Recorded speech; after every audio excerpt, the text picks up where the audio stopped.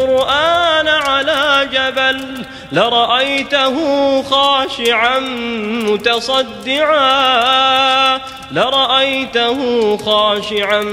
متصدعا من خشية الله وتلك الأمثال نضربها للناس لعلهم يتفكرون. Assalamualaikum dan salam sejahtera kepada semua game puaka. Apa khabar korang? Zaf harap korang berada dalam keadaan sihat dan ceria-ceria selalu. Sebelum kita mulakan kisah seram pada malam ni, Zaf ada beberapa soalan nak diajukan kepada semua game puaka. Pernah tak korang ada masalah nak buang air? Lepas tu korang dah cuba kawal pemakanan untuk kurus, untuk dapat badan yang ideal, tetapi tak lepas-lepas juga. Dah jogging 18 jam sehari pun badan macam tu je. Para wanita yang apabila datang bulan, senggugut tu kesakitan dia Allahu Akbar, teramat sangat. Korang pernah dengar kebaikan tentang apple cider vinegar? Apple cider vinegar memang korang dah tak boleh nafikan. Banyak kebaikan terutama untuk sistem perut. Tetapi bila dah sebut pasal apple cider vinegar, nama pun cuka. Ada sesetengah orang termasuklah Zaf tak boleh nak telan sebab dia punya masam, perit mat. Jadi malam ni Zaf nak berkongsi dengan korang, ini bukanlah dibayar ataupun promote. Ini Zaf memang amalkan setiap bulan. Apple cider vinegar yang paling sedap, yang paling senang untuk korang telan. Sebab dia buat dalam bentuk gummy. Apa yang Zaf sarankan adalah korang cuba beli, korang cuba try. Ia boleh membantu untuk korang mengawal pemakanan dan juga yang paling penting untuk sistem penghadaman. Jadi senanglah korang nak buang air, yang mana perempuan ada senggugut, insya-Allah kesakitan tu akan berkurang sedikit. Dan apa yang menarik tentang apple cider vinegar ni, bila dia dah didatangkan dalam bentuk gummy yang comel, korang nampak tak? Dia macam, yalah nak cakap koala bear bukan koala bear, nak cakap macam panda pun bukan panda. Senanglah sikit nak telan. Bismillahirrahmanirrahim. Rasa dia pun macam jelly je. Sedap, manis-manis, rasa apple. Jadi kalau korang nak dapat produk ni, Zaf dah tinggalkan link dekat description bawah. Korang boleh tekan saja, korang boleh cuba. Produk ni dijamin halal sebab dia ada logo halal. Tak payah nak risau. Korang cuba, insya-Allah ia boleh membantu untuk penghadaman. Okey? So kita dah tak nak lengah masa, kita nak teruskan malam ni di atas permintaan ramai game puaka yang dah merusuh apa semua. Nak sambungan. Saya nak cerita Abang Syukri lagi. Malam ni Zaf akan tunaikan. Kita akan dengar kisah sambungan daripada Abang Syukri. Tetapi kali ni gangguan yang dialami bukanlah kepada Abang Syukri, tetapi kepada keluarga dia pula. Anak-anak perempuan dia yang 2 orang ni. Teruk mat. Teruk tak teruk, kita roll intro terlebih dahulu. Let's go guys.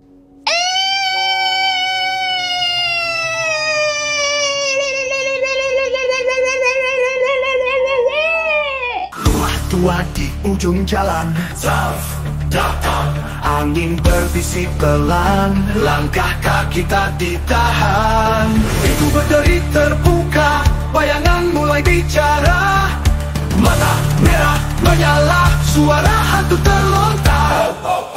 Cerita seram malam ini lebih pisang. Jangan takut, jangan lari, aku datang diam-diam.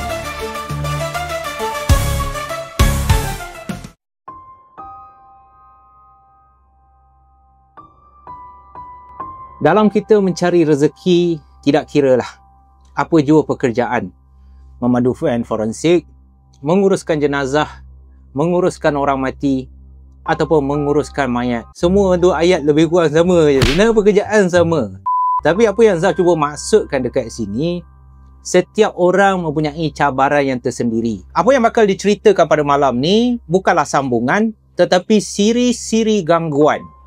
Yang paling utama bagi diri Abang Syukri ianya memberikan pengajaran dan juga iktibar kepada semua game puaka yang tengah mendengar.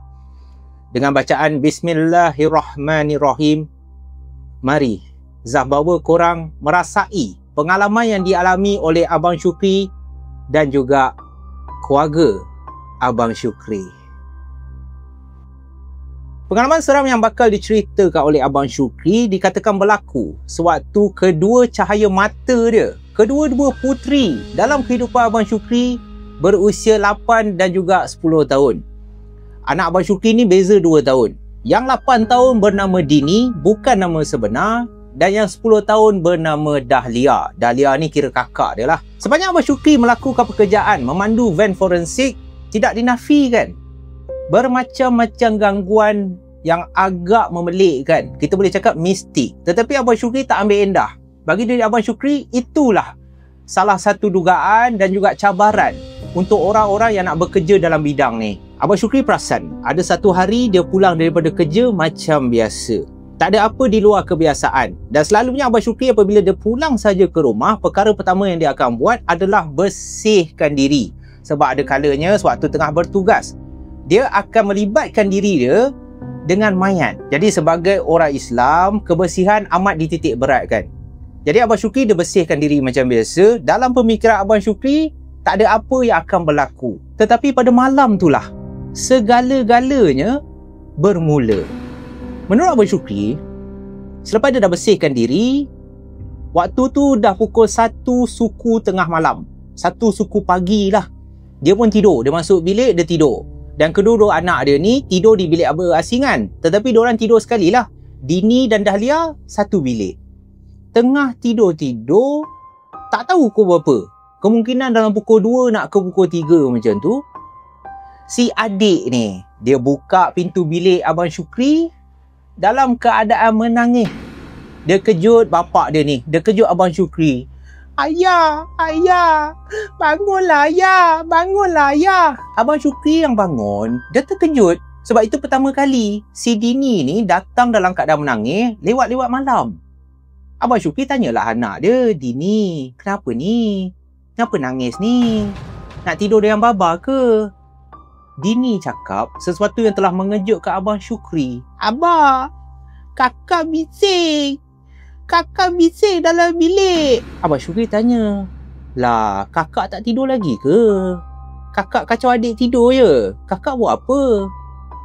Dini bagi tahu, kakak melompat-lompat ke atas katil, menjerit-jerit, rancak betul. Jadi dalam hati Abang Syukri, geram pula aku. Kakak ni tak pernah buat hal. Dahlia ni selalunya okey je. Ini dah lewat-lewat malam macam ni, duk ganggu adik kau dah, kenapa? Bini Abang Syukri dia malas nak bangun.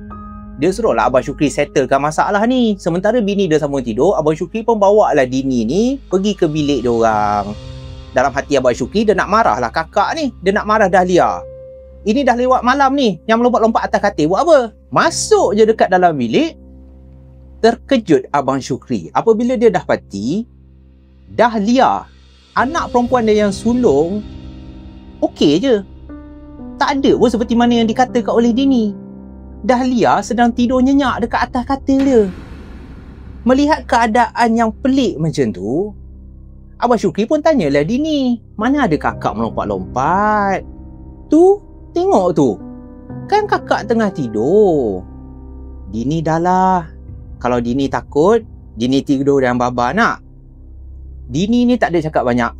Dia senyap, dia anggukkan kepala. Jadi pada malam tu, anak perempuan Abang Syukri tidurlah sebilik dengan Abang Syukri.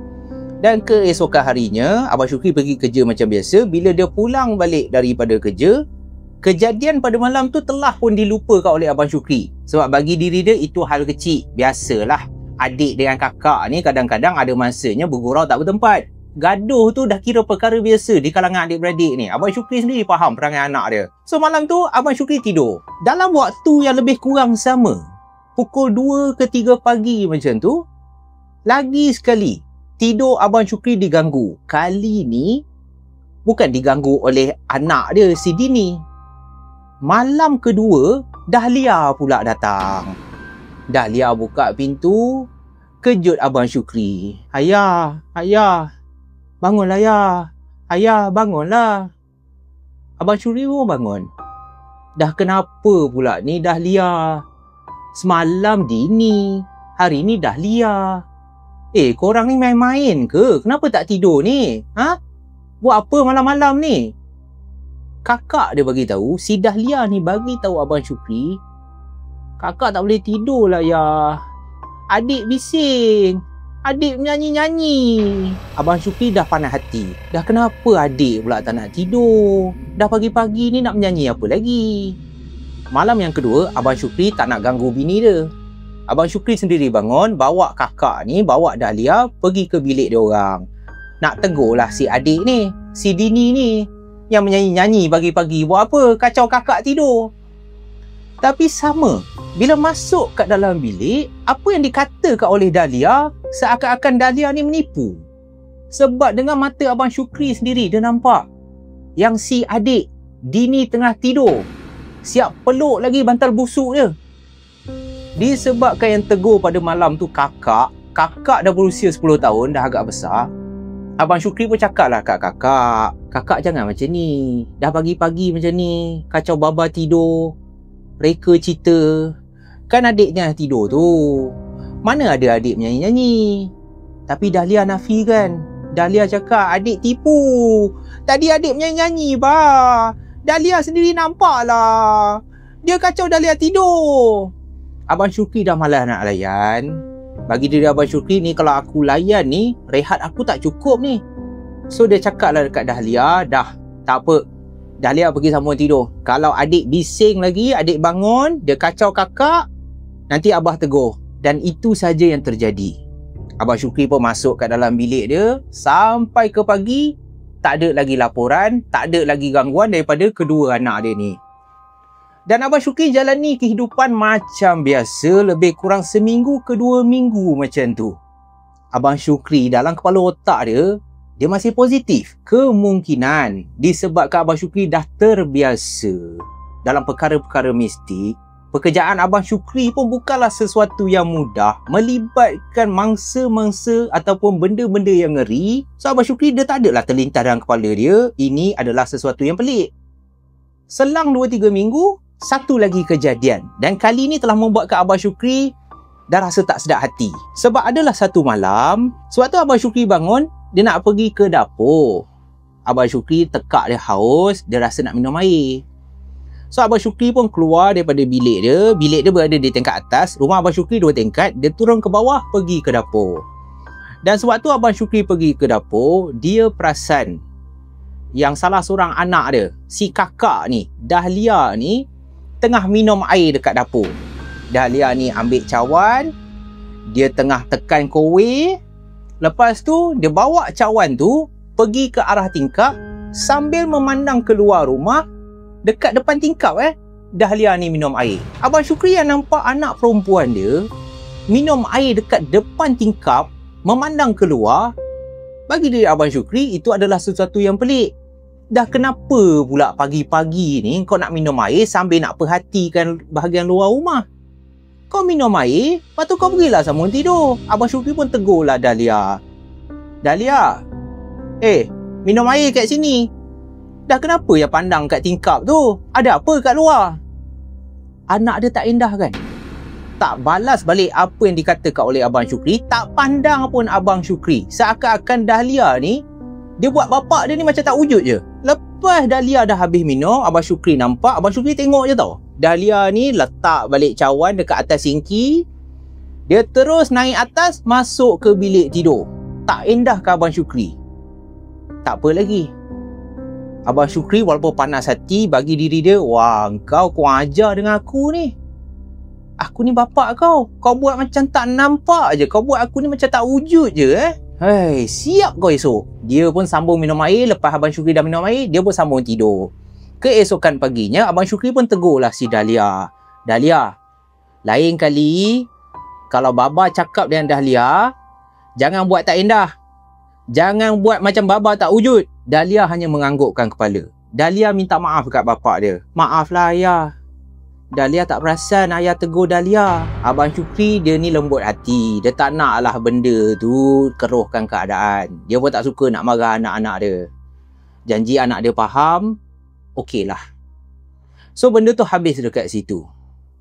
Malam yang kedua, dia seperti pengulangan. Kalau geng puaka perasan, dia dah macam selang-seli pula. Malam yang kedua, Abang Syukri terdengar pintu bilik anak dia ni dibuka. Abang Syukri risaulah. Dia tengok jam pukul 1.32 pagi. Dah kenapa anak aku buka pintu bilik? Dengan perasaan tak sedar hati, Abang Syukri pun bangun. Dia bangun, dia pergi dekat bilik anak dia. Dia nampak yang Dahlia seorang je ada dekat dalam bilik. Dini ni dah tak ada. Melilau lah Abang Syukri dalam perasaan yang risau. Pagi-pagi ni adik ni pergi ke mana pula ni? Dia turun dekat tingkat bawah ke? Buat apa turun dekat bawah? Abang Syukri pun meluru. Turun kat tingkat bawah, cari kat ruang tamu. Tak jumpa lagi Dini. Pergi ke dapur, barulah Abang Syukri nampak. Oh, Dini haus. Dia nak minum air rupanya. Tapi yang membuatkan Abang Syukri meremang apabila dia perhatikan yang anak perempuan dia si Dini ni, kelakuan dia sama. Bukan sahaja sama, sebiji macam apa yang kakak dia buat semalam. Dini ni ambil air dekat kowe, dia bawa gelas yang berisi air, berjalan pergi dekat tingkap rumah, sambil minum air, memerhatikan kawasan luar rumah. Seakan-akan tayangan semula. Dalam hati Abang Syukri, bulu roma dia dah meremang. Bukan ke apa yang Dini buat, benda yang sama dengan kakak dia buat. Dahlia pun semalam aku perasan dia ambil air, dia minum sambil perhatikan tingkap, perhatikan kawasan luar rumah. Malam ni, adik dia pula buat benda yang sama. Apa ada dekat luar rumah? Perasaan yang takut, perasaan yang tak selesa. Abang Syukri tak tegur lagi anak dia. Abang Syukri pergi dekat sebelah Dini, dekat sebelah anak perempuan dia. Abang Syukri tengok ke arah tingkap. Dia nak perhatikan apa yang ada kat luar rumah ni. Sampai kedua-dua anak aku, 2 malam berturut-turut nak minum air dekat depan tingkap. Abang Syukri tengok je dekat halaman rumah dia. Tak nampak apa. Yang nampak pun adalah lampu jalan. Adalah semak-semak. Adalah pokok-pokok kat luar rumah. Apa yang anak aku nak minum dekat sini? Abang Syukri tegurlah Dini. Dini, ni Baba nak tanya ni. Dini buat apa ni? Ha? Kenapa minum sambil nak pandang tingkap ni? Dini tengok apa? Secara gerak perlahan, Dini memalingkan muka dia memandang ke arah Abang Syukri. Lepas tu Dini panggil. Seakan-akan nak membisik. Abang Syukri nak tahulah apa yang Dini nak bisik dekat dia. Bila Abang Syukri dengar, Abang Syukri jadi pelik sebab Dini bagi tahu malam ni giliran Dini tau bah. Abang Syukri macam tak percaya. Giliran anak-anak aku nak bermain ke? Dah pukul 2-3 pagi. Ini dah melampau. Abang Syukri pun tegurlah Dini. Dini, kalau nak main dengan kakak, Abah tak nak sampai lewat-lewat malam macam ni. Ini dah pukul 2-3 pagi. Dini patutnya tidur. Dini boleh gelak. Abah, bukan kita orang je main. Masa tu, korang bayangkan. Perasaan Abang Syukri dah tak tahu dah nak fikir apa. Sebab apa yang terkeluar daripada mulut Dini, pelik betul bunyi dia. Bukan kita orang je main. Dah siapa lagi main? Abang Syukri layankan je anak dia. Abang Syukri nak tahu sebanyak yang boleh info. Apa yang korang tengah buat ni? Semalam, kakak sambil minum air pandang kat luar tingkap. Hari ni Dini pula. Apa yang Dini buat? Cuba bagi tahu Abah. Abang Syukri untuk pertama kali, barulah dia faham, barulah dia tahu. Yang anak dia 2 orang ni, bukanlah bermain sesama 2 orang je. Ada pasangan ataupun ada orang lain yang turut bermain. Sebab waktu tu, Dini terus tunjuk ke arah luar tau. Abang Syukri pun tengoklah. Apa Dini? Ada apa kat luar tu? Abah tak nampak apa pun. Lepas tu Dini bagi tahu. Abah jangan pandang yang dekat bawah. Tu, abang pandang yang dekat atas tu. Dia duduk kat atas tu. Esok, giliran dia dengan kakak lah. Bila Abang Syukri tengok saja, di salah satu dahan pokok, dia ada satu pokok yang rimbun dekat halaman rumah. Abang Syukri memandang dekat atas. Abang Syukri cuba cari apa yang dimaksudkan oleh anak perempuan dia. Apa yang ada kat atas pokok. Makin lama Abang Syukri perhatikan dalam kepekatan malam, Abang Syukri akhirnya nampak. Allahu Akbar. Abang Syukri terus ambil anak perempuan dia, dukung anak perempuan dia. Dalam keadaan mengucap, Abang Syukri baca saja apa yang dia tahu. Lepas tu Abang Syukri terus bawa Dini. Dini, Jom kita tidur ya. Dini tidur Esok je lah main. Malam ni tak payah main tau. Terus hantar anak dia masuk ke dalam bilik. Nasib baiklah Dini ikut je apa yang dikatakan oleh Abang Syukri. Abang Syukri bagi tahu Zaf, malam tu apa yang dia nampak ke atas pokok adalah susuk tubuh yang sama macam Zaf nampak.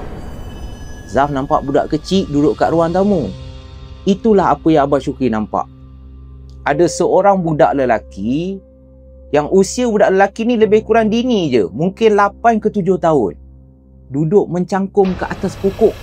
Pakaian dia macam pakaian yang dah kotor, yang dah lusuh. Mata budak ni digambarkan oleh Abang Syukri macam hitam. Nampak tak nampak je. Tapi Abang Syukri tahu. Budak lelaki yang duduk mencangkum ke atas pokok melemparkan senyuman. Dan sudah tentulah bukan orang. Abang Syukri pun dia fikir logik, mana ada budak ataupun anak orang pagi-pagi buta nak panjat pokok, duduk kat atas pokok tu. So dah bermain di dalam hati Abang Syukri, Allahu Akbar. Apa sebenarnya yang sedang dihadapi oleh dua orang anak aku ni?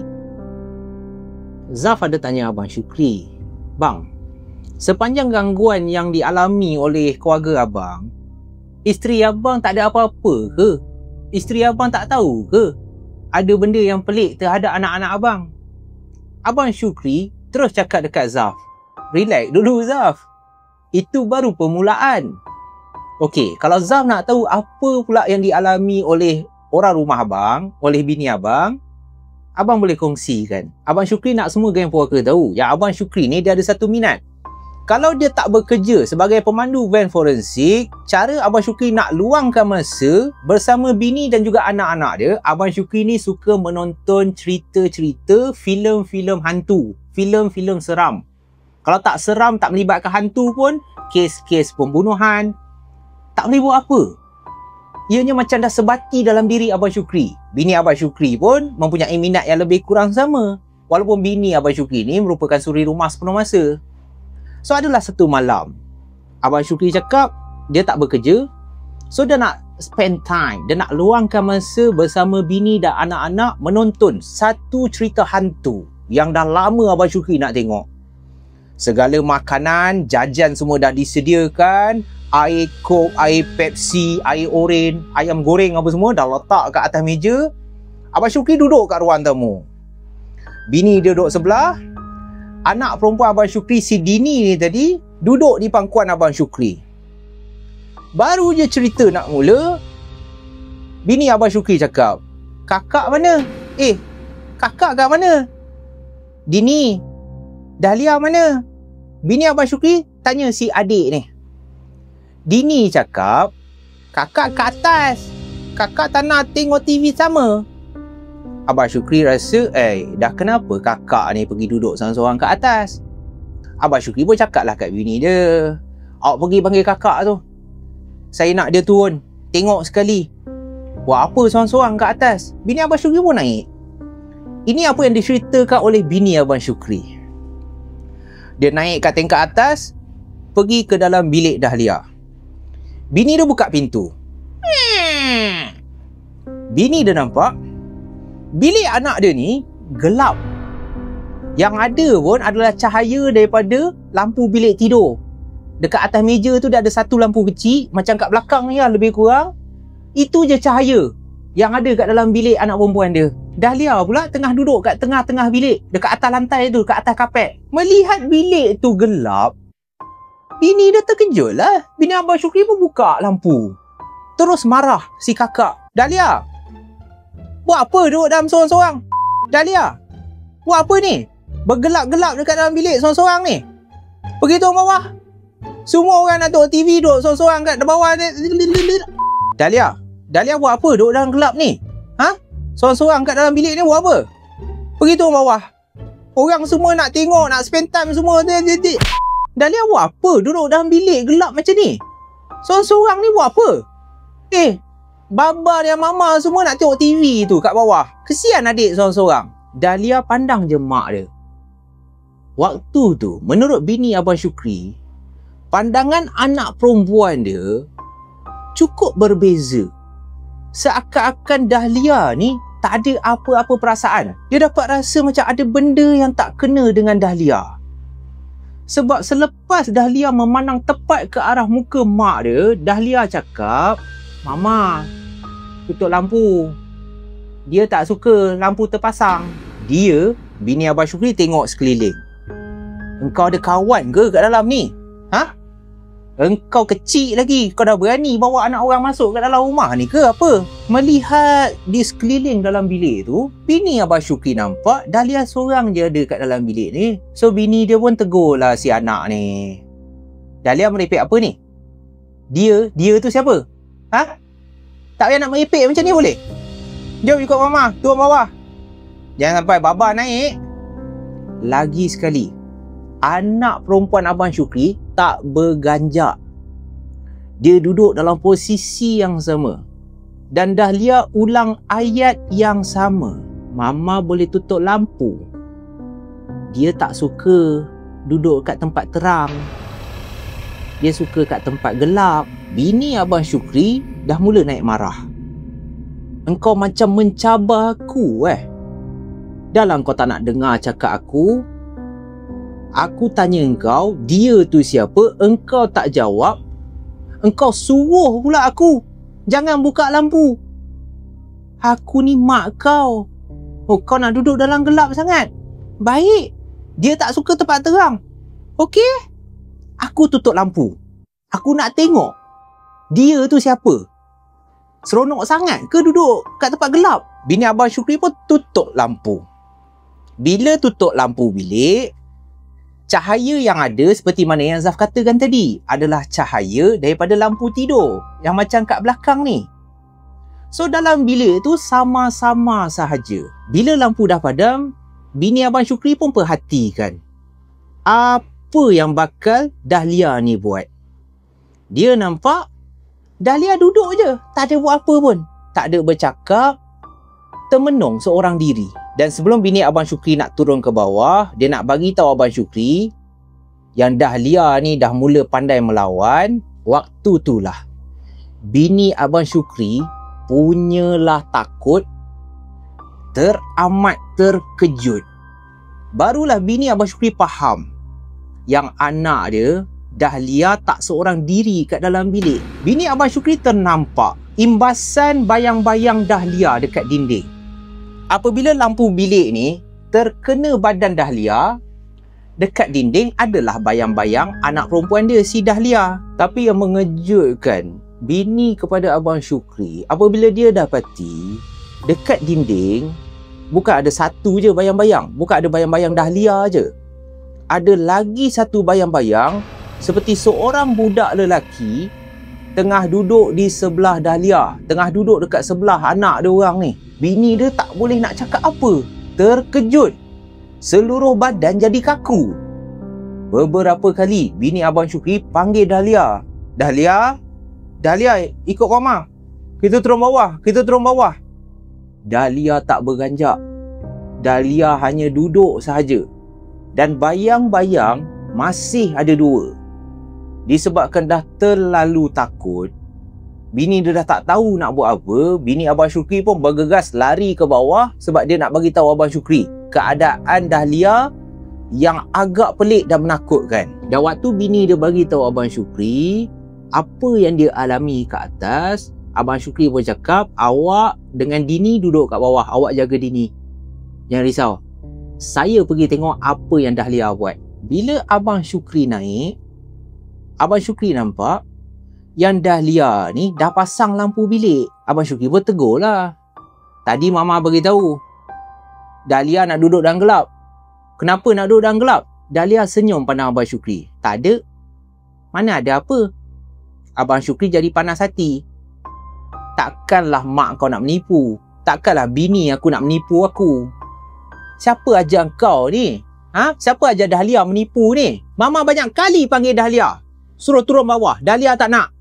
Mama cakap Dahlia nak duduk seorang kat dalam bilik. Duduk dengan siapa? Dahlia hanya cakap dekat Abang Syukri, "Maaflah Baba. Malam ni giliran Dahlia.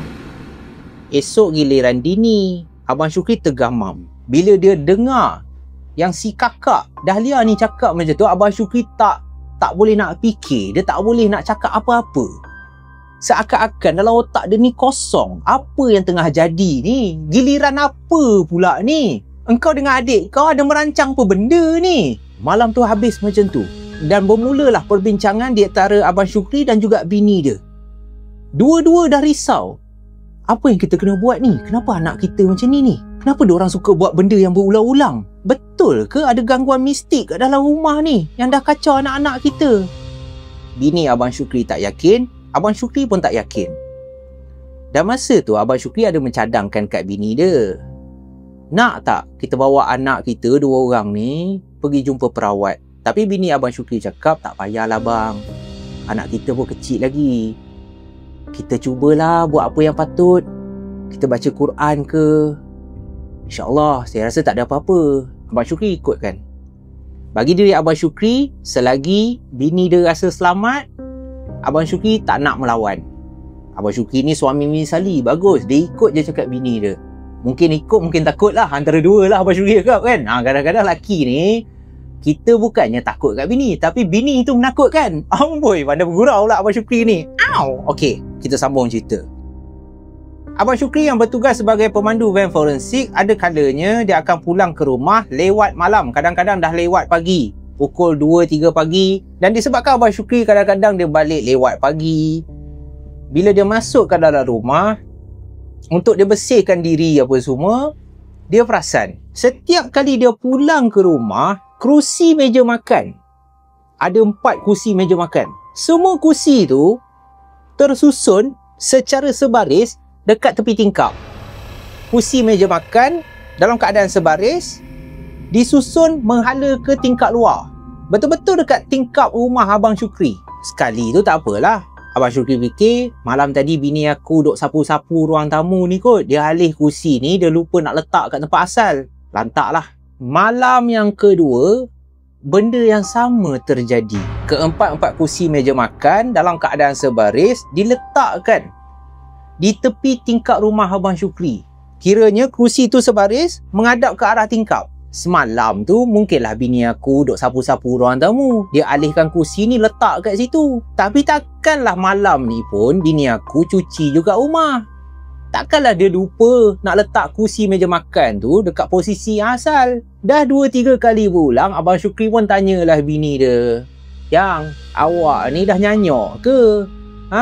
Kalau nak kemas rumah pun, lepas dah kemas, kerusi meja makan tu letaklah balik dekat meja makan. Letak elok-elok posisi yang asal." Bini Abang Syukri tanya Abang Syukri, "Apa yang abang merepek ni? Bila yang saya kemas rumah?" "Mana ada."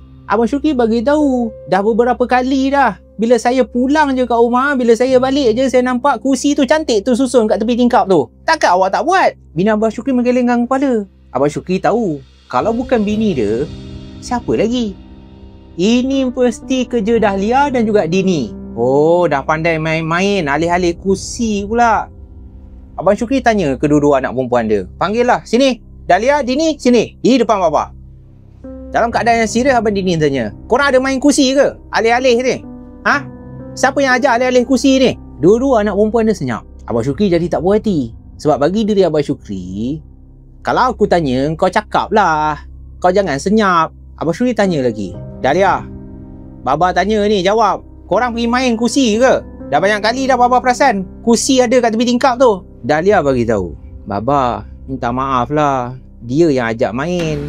Malam ni giliran dia." Abang Syukri terkejut. Dia kira betul lah apa yang bini aku cakap. Dahlia ni dah pandai reka cerita. Abang Syukri tanya Dahlia. Daripada dulu lagi Dahlia asyik sebut dia. Siapa dia tu? Belum sempat Dahlia jawab, Dini cakap, "Malam ni giliran kakak. Dia nak teman kakak malam ni. Kalau Baba nak tahu, Baba tengoklah kakak malam ni." Terkejut Abang Syukri. Abang Syukri pandang bini dia. Bini Abang Syukri pun dah tergamam, tak tahu nak cakap apa. Dahlia siap menjegil dekat adik dia. Mungkin sebab Dini ni pergi cakap kat Baba, "Hish, janganlah bagi tahu Baba. Kejapkan dia marah lah." Abang Syukri terdengar. Terus Abang Syukri kasih amaran kat Dahlia. "Dahlia ingat Kalau malam ni Baba dapat tangkap kawan Dahlia, teruk kawan Dahlia dengan Dahlia kena dengan Baba. Malam ni Baba nak Dahlia tidur dengan adik. Tak payah ajak kawan tu. Dahlia terus menangis. Teresak-esak menangis. Dan Abang Syukri sebagai bapa, malam pun menjelma, dia rasa tak sedap hati. Sebab Abang Syukri tahu apa yang dimaksudkan oleh anak dia. Dia ni dah tentu-tentu bukan orang. Sebab Abang Syukri tahulah Dahlia dan juga Dini takkan sesekali bawa anak orang masuk ke dalam rumah ni. Usia diorang pun masih kecil. Nak bawa kawan masuk ke dalam rumah tanpa pengetahuan Abang Syukri memang mustahil. So Abang Syukri pun senyap-senyap bila kedua anak dia dah tidur. Abang Syukri pun pergilah tengok ke dalam bilik. Abang Syukri buka pintu bilik anak dia. Dan waktu Abang Syukri buka pintu bilik anak dia, Abang Syukri rasa lutut dia macam dah longgar. Sebab Abang Syukri perasan Dini tidur kat atas katil. Dini ni tidur macam biasalah, tak ada apa pun. Bila Abang Syukri pandang saja dekat katil anak perempuan dia yang lagi seorang, si kakak ni, Abang Syukri nampak Dahlia sedang tidur mengiring. Dan di belakang Dahlia ada seorang lagi budak yang tengah peluk anak perempuan dia daripada arah belakang. Abang Syukri terus buka lampu. Bila Abang Syukri buka lampu, kelibat budak lelaki yang peluk Dahlia hilang. Tak tahu pergi ke mana. Nampaklah Dahlia ni tidur seorang kat atas katil. Nak cakap salah mata tak logik. Abang Syukri cakap tak logik. Abang memang nampak ada budak peluk anak perempuan abang ni. Tak lama lepas tu, Abang Syukri pun bawa lah kedua-dua anak dia, si Dini dan Dahlia, pergi berjumpa dengan seorang perawat. Perawat ni bernama Ustaz Mohsin. Okey, bukan nama sebenar juga. Duduk dekat area Melaka juga, tapi tak boleh bagi tahu dekat mana. Dan lepas dah bawa kedua anak dia, Ustaz Mohsin cakap macam ni lah. Saya takkan mengubat anak awak sebab saya tengok anak awak ni okey je. Mungkin gangguan tu ada dekat rumah awak. InsyaAllah selang 2-3 hari saya akan datang kat rumah. Kita buat pembersihan ni dekat rumah. Abang Syukri pun okey lah. Dia ikut je lah apa yang Ustaz cakap. Selang 2-3 hari, Ustaz Mohsin pun datang ke rumah Abang Syukri. Cara rawatan Ustaz Mohsin agak berbeza dengan perawat-perawat lain. Setiap perawat dia ada cara-cara dia yang tersendirilah. Ada yang guna ayat suci Al-Quran, ada yang guna limau, ada yang sembuh-sembuh, ada yang renjis air, guna lada hitam, garam, daun kari lah apa semua. Dah macam masak pula kan. Tapi cara rawatan Ustaz Mohsin, disebabkan Ustaz Mohsin ni dia ada belajar psikologi, dia tak ada buat semua tu. Dia bacalah beberapa surah daripada ayat suci Al-Quran. Lepas tu dia duduk, Dini dan juga Dahlia duduk bersebelahan di depan Ustaz Mohsin. Lepas tu Ustaz Mohsin tanya, dekat rumah ni korang ada kawan ke? Dia memang suka main ke? Dahlia dan juga Dini menjawab satu persatu soalan yang diajukan oleh Ustaz Mohsin. Dan pada masa itulah baru Abang Syukri termasuklah bini dia dapat jawapan. Si kakak ni yang banyak menjawab, Dahlia yang banyak menjawab soalan yang diajukan. Dahlia beritahu, kita orang memang ada kawan kat rumah ni. Tapi dia tak suka Baba dengan Mama. Sebab Baba dengan Mama selalu marah Dahlia dan Dini main dengan dia. Soalan yang ketiga diajukan oleh Ustaz Mohsin. Dia ni datang daripada mana? Dahlia dan juga Dini jumpa kawan ni dekat mana? Dahlia cakap, Baba yang bawa. Baba yang bawa dia datang kat rumah ni. Dia ikut Baba balik. Dia memang suka duduk kat bilik kita orang. Dia nak tidur sama-sama. Dia tak suka tempat terang. Dia suka tempat gelap. Waktu tu Ustaz Mohsin dah faham. Dan Ustaz Mohsin mengajukan soalan yang terakhir kepada Dahlia dan juga Dini. Ustaz cakap, kawan tu dia tak boleh tinggal kat sini. Ustaz nak hantar dia balik ke rumah keluarga dia. Kesian mak bapak dia, lama tak jumpa dia tau. Dahlia dan juga Dini kena izinkan Ustaz untuk bawa dia balik, boleh? Nasib baiklah Dahlia setuju, Dini pun setuju. Sepanjang rawatan Ustaz Mohsin, yelah, dia kan perawat, tak tahulah macam mana. Abang Syukri pun tak berapa nak faham sangat. Dia baca ayat suci Al-Quran, dia baca buat ruqyah. Lepas tu tiba-tiba Ustaz Mohsin tanya Dahlia, Dahlia, selalunya setiap malam Baba suka buat apa? Dahlia dan juga adik buat apa malam-malam? Dahlia bagi tahu, Dahlia dengan Dini akan tunggu kawan datang. Kawan selalu datang pukul 3 pagi.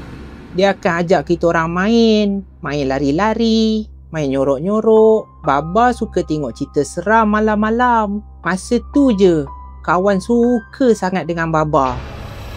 Dia cakap, kalau Baba tengok cerita seram, kawan-kawan yang lain pun boleh datang. Ustaz Mohsin dah dapat jawapan. Apa yang dikatakan oleh anak perempuan Abang Syukri telah membuatkan Abang Syukri pun dapat jawapan. Abang Syukri rasa meremang, menggigil bila dengar apa yang dikatakan oleh anak perempuan dia. Dan sejak daripada hari itu, Ustaz Mohsin menasihatkan Abang Syukri dan juga bini dia, kalau boleh setiap malam perbanyakkan baca ayat suci Al-Quran. Jangan biar rumah ni kosong. Rumah yang kosong, rumah yang tak dibacakan ayat suci Al-Quran seperti tempat-tempat yang mati. Tak hidup rumah tu. Bila tak hidup, benda-benda asing ni, benda-benda luar ni, jin-jin ni suka datang. Dan dia akan jadikan rumah kita sebagai tempat tinggal dia. Dan lagi satu saya nak pesan. Saya faham Abang Syukri dan juga keluarga abang suka tengok filem-filem seram, menonton cerita-cerita seram. Tapi kalau boleh, tengoklah pada belah siang. Kalau nak tengok pun, jangan ajak anak-anak. Sebab anak-anak ni masih kecil. Diorang tak faham. Kadang-kadang cerita-cerita seram yang kita tengok, terutama sekali daripada negara-negara luar, ada sesetengahnya menggunakan ayat-ayat mantra, ayat-ayat jampi sihir yang sebenar.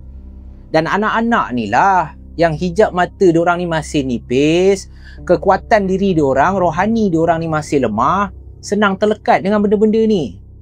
Pekerjaan Abang Syukri pun saya tak boleh nafikan ada juga terkait dengan gangguan yang dialami oleh keluarga Abang Syukri. Jadi saya nasihatkan, kalau boleh, setiap kali Abang Syukri nak menonton filem seram, biarlah anak-anak masuk tidur terlebih dahulu dan tengoklah pada belah siang. Abang Syukri menerima segala nasihat yang diberikan oleh Ustaz Mohsin. Dan begitulah cerita yang disampaikan sepanjang Zaf lepak dengan Abang Syukri. Zaf ada tanya lagi, kalau betul lah segala-galanya dah selesai, macam mana baru je tadi Zaf nampak budak tu? Budak yang dikatakan suka bermain dengan kedua-dua anak perempuan Abang Syukri. Abang Syukri cakap, Ustaz hanya mampu memagar sekejap sahaja. Tetapi disebabkan tugasan abang yang kadang-kadang balik pukul 2-3 pagi, dan tugasan abang melibatkan orang-orang yang dah tak ada, kes-kes berat, kemungkinan abang lah yang terbawa. Dan pagar tu susah lah. Setiap kali pagar dia akan pecah. Setiap kali pagar dia akan pecah. Abang pun jujur, abang tak kuat. Amalan abang pun tak banyak. Bukannya abang tak nak buat, tetapi disebabkan kekangan masa. Abang balik pun tak tentu masa kan. Zaf pun faham. Kadang-kadang pukul 2-3 pagi, kita badan dah penat. Otak dah tak fikir apa dah Zaf. So disebabkan tu lah, abang dah tak nak dah. Bagi diri abang, disebabkan abang jugalah anak-anak abang yang terkena tempias dia. Jadi itulah kisah yang disampaikan oleh Abang Syukri. Dan Abang Syukri termasuklah Zaf nak minta maaf kalau kisah ni tak seram, kisah ni tak berat. Tetapi kenyataannya begitulah. Gangguan yang dialami apabila kita mendengar cukup berbeza dengan apa yang dirasai oleh orang yang terkena. Yang paling penting, jangan taksub, ambil segala pengajaran dalam kisah yang dikongsikan oleh Abang Syukri. Jadi itulah saja guys, kisah untuk malam ni. Zaf harap korang terhibur sepanjang 2 episod kisah seram Abang Syukri. Zaf harap korang tak ada minta dah, sebab itu saja yang Abang Syukri kongsikan. Dan kita doalah semoga keluarga Abang Syukri dihindari daripada segala musibah, gangguan-gangguan yang tak elok ni. Dan insyaAllah kita jumpa lagi dalam malam puaka yang akan datang. Lagi sekali Zaf nak pesan, bukan sponsor, tetapi kalau korang nak menjaga kesihatan, insyaAllah nak turunkan berat badan, nak jaga perut korang belilah ni apple cider vinegar. Harga dia pun tak adalah mahal sangat. Benda ni boleh pakai dalam sebulan. Korang tekan saja link kat bawah. Dan kita jumpa lagi di malam puaka yang akan datang. Stay safe, stay healthy guys. Bye-bye.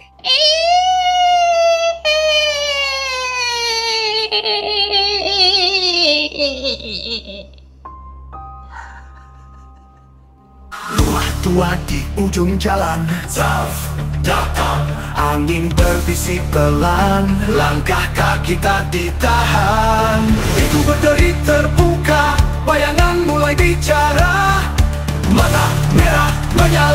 suara hantu terlontar. Cerita seram malam ini, level pisang. Jangan takut, jangan lari, hantu datang diam-diam. Ada jeritan dari belakang, ini terasa di tulang. Tiba-tiba hilang bayang, gelisah menyerang. Cerita seram malam ini, level pisang. Jangan takut, jangan lari, hantu datang diam-diam.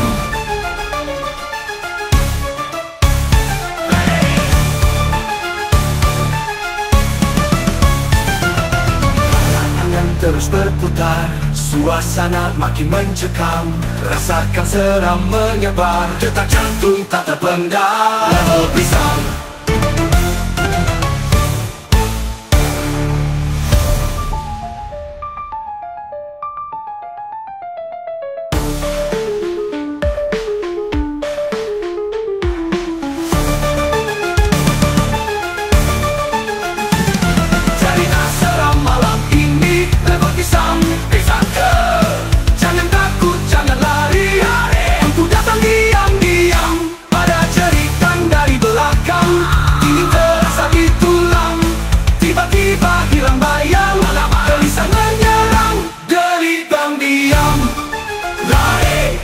Ada jeritan dari belakang, ini terasa di tulang. Tiba-tiba hilang bayang, gelisah menyerang, diam-diam. Cerita seram malam ini, level pisang. Jangan takut, jangan lari, hantu datang diam-diam. Ada jeritan dari belakang.